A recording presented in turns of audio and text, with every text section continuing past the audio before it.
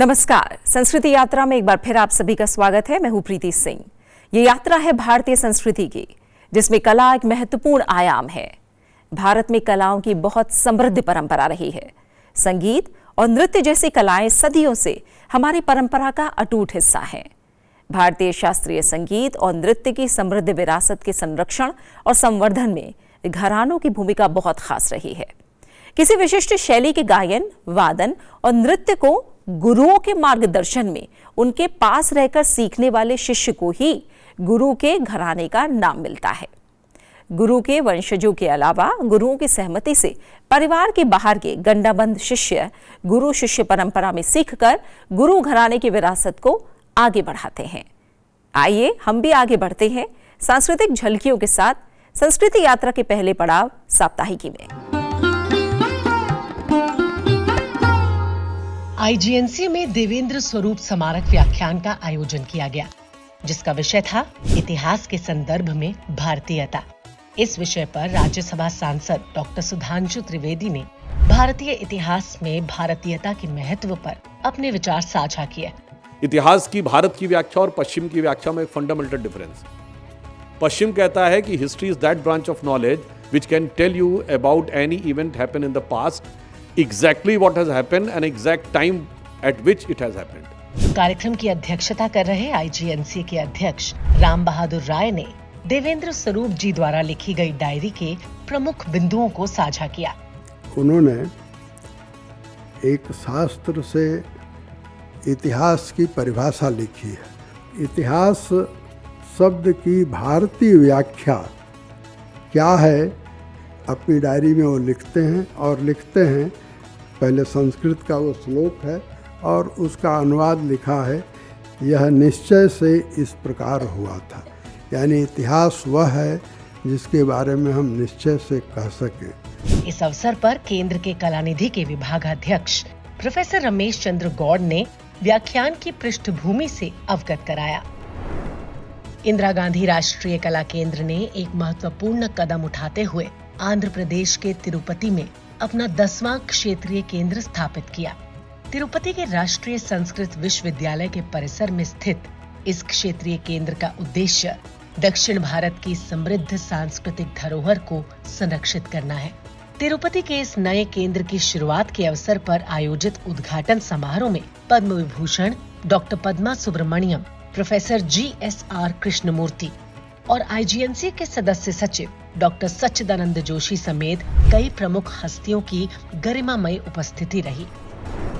आईजीएनसी के क्षेत्रीय केंद्र गुवाहाटी ने नॉर्थ ईस्टर्न हिल यूनिवर्सिटी शिलोंग के सहयोग से सेलिब्रेटिंग वुमेनहुड, हर life, her stories, her people यानी स्त्रीत्व का उत्सव, उसका जीवन, उसकी कथाएं, उसके लोग विषय पर विशेष पैनल चर्चा का आयोजन किया। इस चर्चा में प्रतिष्ठित पैनलिस्टों ने महिलाओं के जीवन, पहचान और चुनौतियों पर गहन विचार विमर्श किया। आईजीएनसी के क्षेत्रीय केंद्र जम्मू कश्मीर ने श्रीनगर जिला प्रशासन के सहयोग से सोआन मिरास श्रीनगर हेरिटेज फेस्टिवल का आयोजन किया। इसके जरिए कश्मीर की समृद्ध सांस्कृतिक धरोहर का उत्सव मनाया गया। महोत्सव में कला की जीवंत अभिव्यक्तियां देखने को मिली। इसमें पेंटिंग और कैलीग्राफी प्रतियोगिता का आयोजन हुआ। इसके अलावा शैक्षिक पॉडकास्ट में संवाद और पारंपरिक कारीगर बाजार ने भी लोगों का ध्यान अपनी ओर आकर्षित किया। इस उत्सव की जीवंत प्रदर्शनियों, लोक कथाओं, पारंपरिक पोशाक मार्च का आगंतुकों ने खूब लुत्फ उठाया। आईजीएनसी के आदि दृश्य विभाग ने भारतीय मानव विज्ञान सर्वेक्षण कोलकाता के सहयोग से ग्लोरियस भीम बेटका पर प्रदर्शनी का आयोजन किया। ये प्रदर्शनी मानव संस्कृति के विभिन्न पहलुओं जैसे आखेट, खाद्य संग्रहण, पशुपालन और मातृ देवी की पूजा को प्रदर्शित करती है। इसमें प्रदर्शित चित्र पद्मश्री डॉक्टर यशोधर मठपाल के संग्रह से लिए गए थे। आईजीएनसी ने एक अनूठी सांस्कृतिक प्रदर्शनी बुशो 4.0 का आयोजन किया। बुशो 4.0 शीत ऋतु से वसंत ऋतु के परिवर्तन का उत्सव है। इस प्रदर्शनी में हंगरी और भारत के पारंपरिक मुखौटों का सुंदर मेल देखने को मिला। ये प्रदर्शनी लेस्ट इंस्टीट्यूट और हंगेरियन कल्चरल सेंटर दिल्ली के सहयोग से आयोजित की गई। इसमें बुशोव की सांस्कृतिक प्रतीकात्मकता को दर्शाया गया। प्रदर्शनी के क्यूरेटर थे डॉक्टर रेम्बेबो, राजेंद्र तरागी, मेघा चटर्जी और सैयद फैज अब्दिन। कार्यक्रम के मुख्य अतिथि थे आईजीएनसी के सदस्य सचिव डॉक्टर सच्चिदानंद जोशी। इस अनोखी प्रदर्शनी ने हंगरी और भारत की पारंपरिक कला को एक मंच पर लाते हुए सांस्कृतिक विविधता का सुंदर दृश्य प्रस्तुत किया। साप्ताहिकी के बाद चलते हैं अपने अगले पड़ाव विशेष में। ओडिशा का पुरी नगर भगवान जगन्नाथ के मंदिर और हर वर्ष यहां होने वाली रथ यात्रा के लिए पूरी दुनिया में प्रसिद्ध है। लेकिन शायद बहुत कम लोगों को पता होगा कि एक निश्चित अंतराल पर भगवान जगन्नाथ, बालभद्र और देवी सुभद्रा की नई काष्ठ प्रतिमाओं का निर्माण होता है। इसे नव कलेवर कहते हैं। इस अवसर पर नई प्रतिमाएं पुरानी प्रतिमाओं का स्थान ले लेती हैं। गृह नक्षत्रों के अनुसार 8, 12 या 19 वर्षों के बाद ऐसा योग बनता है। इस पूरी प्रक्रिया में कई अनुष्ठान होते हैं, जिसमें नई प्रतिमा के निर्माण के लिए एक विशेष वृक्ष का चयन प्रमुख है। तो आइए इस बारे में और ज्यादा जानते हैं फिल्म नव कलेवर द न्यू एम्बॉडीमेंट के जरिए।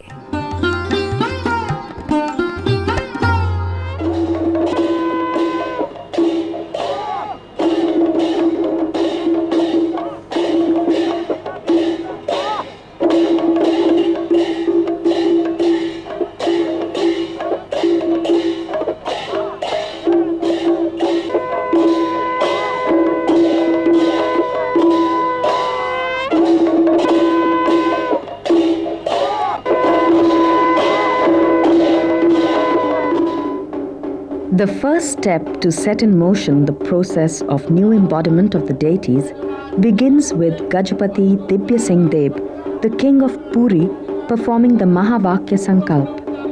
This time it began on the morning of 29th of March.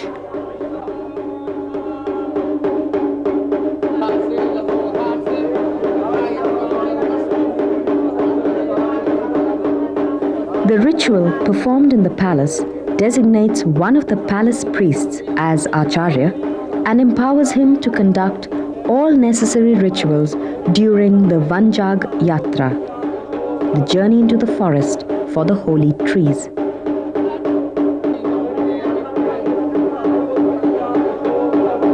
As a token of his resolve and authorization, a silver plate with a piece of gold, a coconut, some grains of rice, the sacred thread and silk cloth is handed over to the Acharya.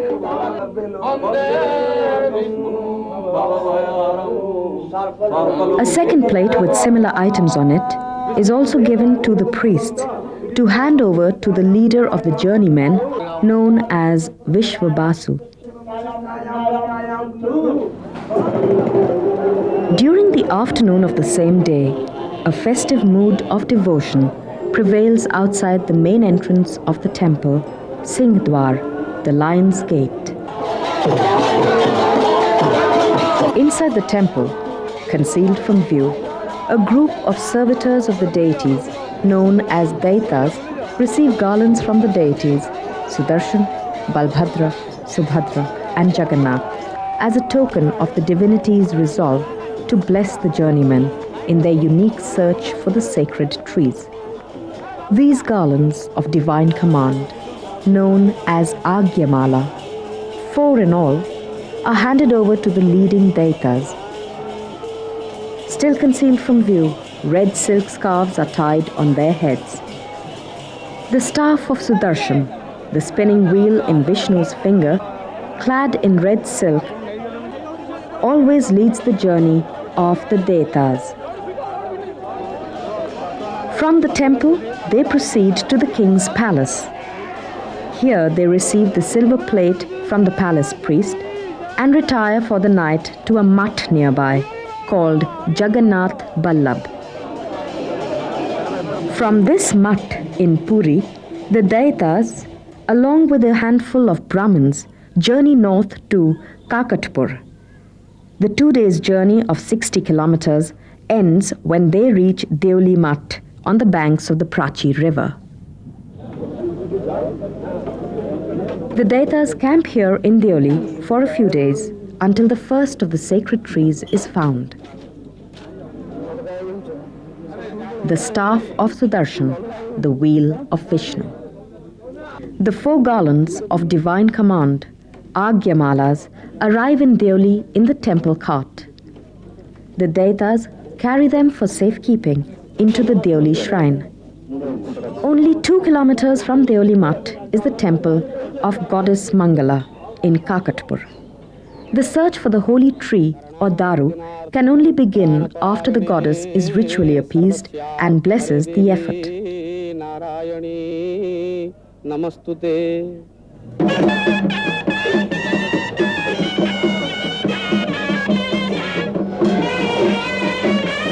The men from Mangala's temple reach Deoli with their formal invitation to the Daitas. The Daitas accept the invitation and accompany the goddess's people back to her shrine. The Daitas carry with them all the gifts that they have brought along from the Puri temple, especially from Lord Jagannath for Mother Mangala. The Daitas arrive at the Mangala shrine with the staff of Sudarshan leading the way.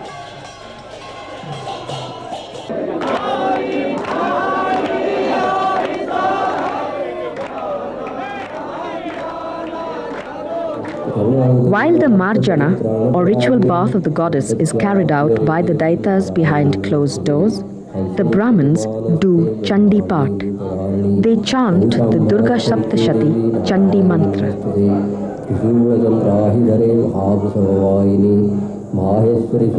Every morning for the next 7 days, the Brahmins are here to chant the mantra. This regular effort of the priests is made with the single purpose of persuading the goddess to give them some indication of the direction in which the sacred trees are located. The first neem tree, that of the deity Sudarshan, is found near the Niyali Madhav temple. Bhumi Shuddhi, or the purification of the ground where the sacred tree stands, is the first ritual at the tree performed by the priests. They chant the Patal Nursingha mantra 108 times, and each time an oblation is made to the fire. After the purification is over, the ritual bath of the tree is performed.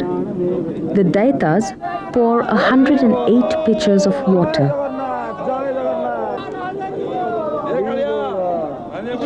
Soon after the bath, the Agyamala is brought to the tree, and with it, a new cloth is wrapped around it.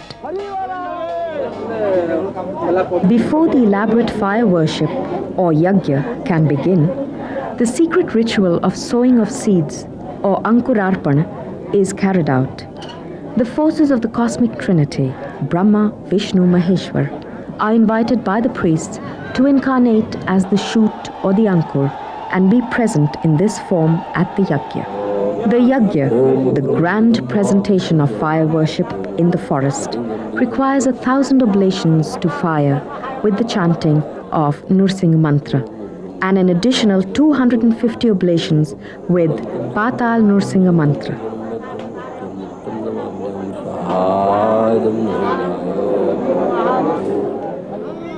The yagya culminates ceremonially with the Purnahuti, or the final oblation, when the Daitas also gather around the fire to participate in it.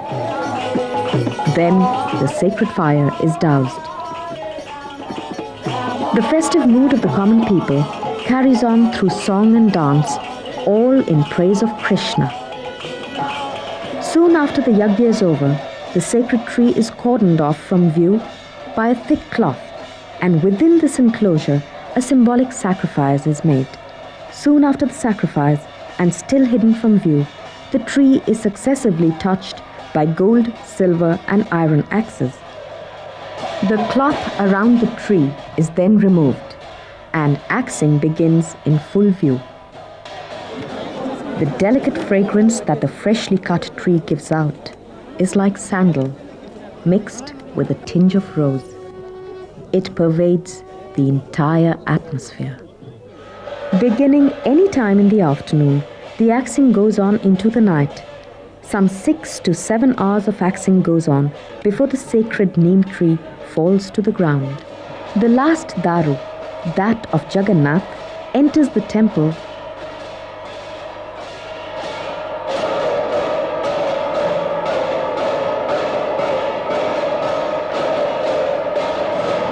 Once all the 3 members of the triad are seated in their respective chariots, the king of Puri, Gajapati Dibya Singh Dev, arrives to perform the ritual of sweeping the chariots. Once the Gajapati finishes his part of the work, the chariots are ready for their final journey home to the great temple. Film के बाद बढ़ते हैं अपने अगले पड़ाव धरोहर की ओर। भारतीय शास्त्रीय संगीत और नृत्य को दुनिया में प्रतिष्ठा दिलाने में कई महान कलाकारों का बड़ा योगदान रहा है। इन कलाकारों ने न सिर्फ संगीत के क्षेत्र में भारत का मान बढ़ाया, बल्कि भारतीय संगीत की विरासत को आगे बढ़ाने के लिए युवा पीढ़ी को भी तैयार किया। शास्त्रीय संगीत के ऐसे ही एक दिग्गज पद्म विभूषण पंडित छन्नू लाल मिश्र जी। किराना घराने के प्रख्यात ख्याल गायक पंडित छन्नू लाल मिश्र ठुमरी, चैता, चैती, कजरी, सावनी, होली में पारंगित हैं। इस पड़ाव में आज हम पंडित छन्नू लाल मिश्र से सुनेंगे चैत में गाई जाने वाली कालजयी और सुरीली रचनाओं में एक बंदिश, जो बनारस की सांस्कृतिक विरासत का अनमोल हिस्सा है। चैता, चैती और घाटो, गौर करेंगे आजकल खाली चैतीय गाया जा रहा है, लेकिन 2 ठो विधा जो है संगीत का वो समाप्त होता जा रहा है। चैता, चैती और घाटों में क्या अंतर है? ज्ञान, वैराग और भक्ति, ये शिव की नगरी है। पहले चैता पुरुष है।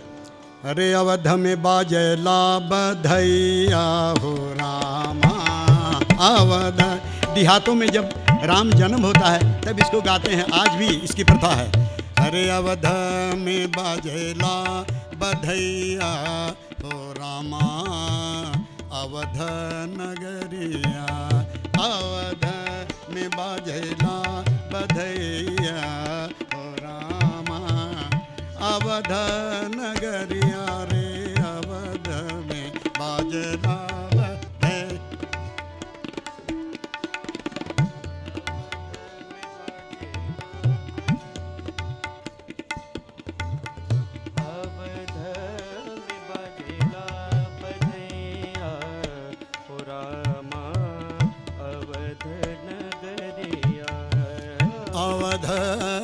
बाजला बधैया हो रामा, अवध नगरिया रे, अवध में बाजला बधैया हो रामा, अवध नगरिया।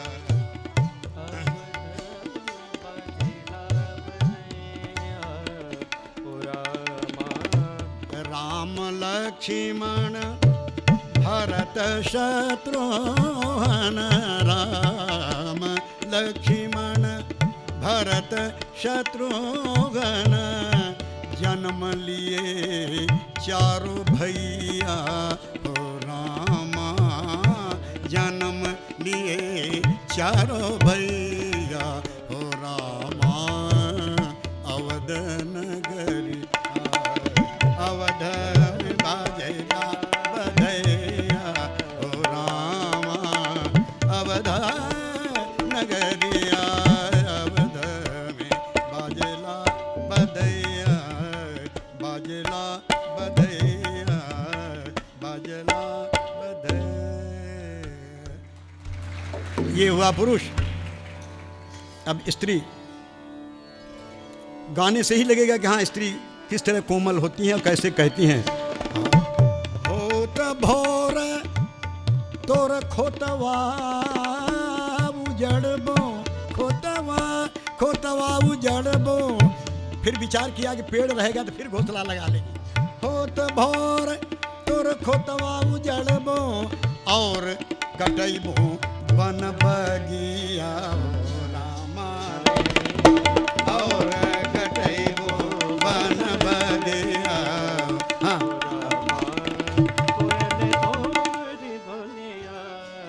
से जिया से सैया टूट गए न हो रामा,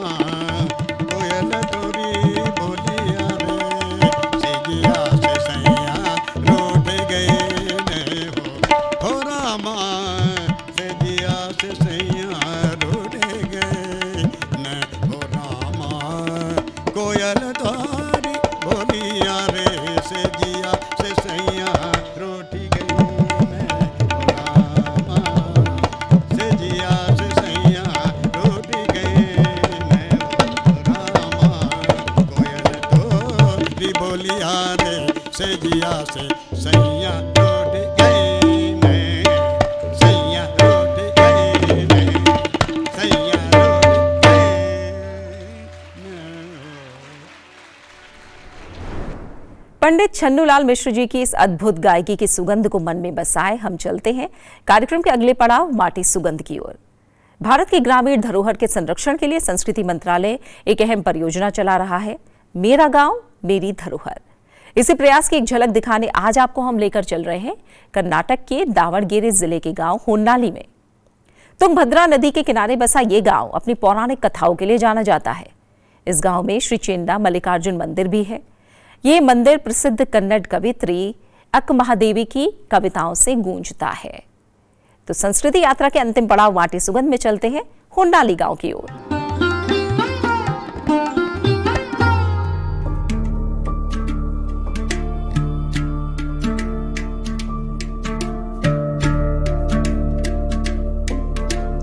होन्नाली ये भारत के कर्नाटका राज्य के दावणगेरे जिले में तुंगभद्रा नदी के किनारे स्थित एक तालुक है। होन्नाली तालुक अपनी पौराणिक कथा के कारण महत्वपूर्ण है। हिरेकल मठ के चन्नप्पा स्वामी की दंत कथा इस क्षेत्र के इतिहास का एक महत्वपूर्ण अध्याय है। होन्नाली ने दावणगेरे को कला और साहित्य के मानचित्र पर रखा है। होन्नाली का सबसे प्रमुख और प्रसिद्ध हिरेकल मठ गांव का श्री चेन्ना मल्लिकार्जुना मंदिर अपने परम भक्त और 12वीं सदी की प्रसिद्ध कवियत्री संत अक्का महादेवी के कविताओं से गूंजता है।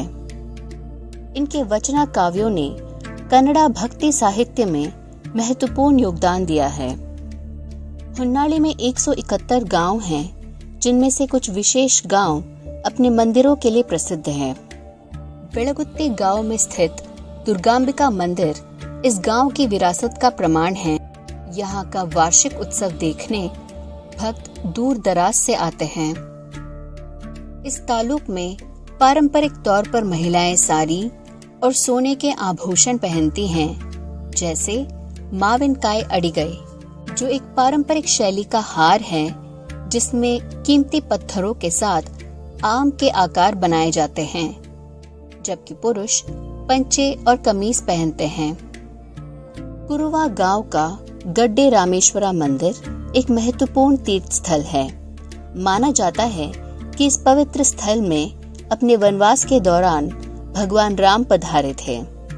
होन्नाली में लोग रोजगार के लिए मुख्यतः कृषि, घरेलू उद्योग और लघु उद्योग पर निर्भर हैं। यहाँ आमतौर पर धान, ज्वार और मक्का के खेत आपको देखने मिलेंगे। यहाँ के लोग अधिकतर कन्नड़ा बोलते हैं। उल्लड़ की उंडी होन्नाली का विशेष मिठाई है, जो गेहूं के आटे और गुड़ से बने लड्डू हैं, जो त्योहारों पे हर घर में बनाए जाते हैं। होन्नाली राष्ट्रीय राजमार्ग 52 और 25 से दावणगेरे से जुड़ा हुआ है। ये तालुक सड़क और बस संजाल से अन्य राज्यों से जुड़ा हुआ है। यहाँ का निकटतम रेलवे स्टेशन हरिहरा में है और निकटतम हवाई अड्डा हुबली में है। होन्नाली में कुल मिलाकर 33 बैंक, सरकारी और निजी संगठन द्वारा चालित स्वास्थ्य केंद्र और 16 अस्पताल, विद्यालय और महाविद्यालय मौजूद हैं। यहाँ के घरों और सड़कों में अधिकतर विद्युत शक्ति मौजूद है। रसोई घरों में अधिकांश एलपीजी का उपयोग होता है। होन्नाली तालुक आगंतुकों को अपने अनेक धार्मिक स्थलों की यात्रा पर बुलाता है, तो आइए इसे संपूर्ण कीजिए। तो ये थी आज की हमारी संस्कृति यात्रा। आशा है आपको पसंद आई होगी। इस कार्यक्रम को लेकर आपके सुझाव हमारे लिए बहुत महत्वपूर्ण हैं, इसलिए अपने सुझाव हमें जरूर भेजें। हमारा ईमेल आईडी है sanskriti.ignca@gmail.com। आपसे फिर होगी मुलाकात संसद टीवी पर अगले हफ्ते आज ही के दिन इसी समय संस्कृति यात्रा के अगले एपिसोड में। तब तक के लिए नमस्कार।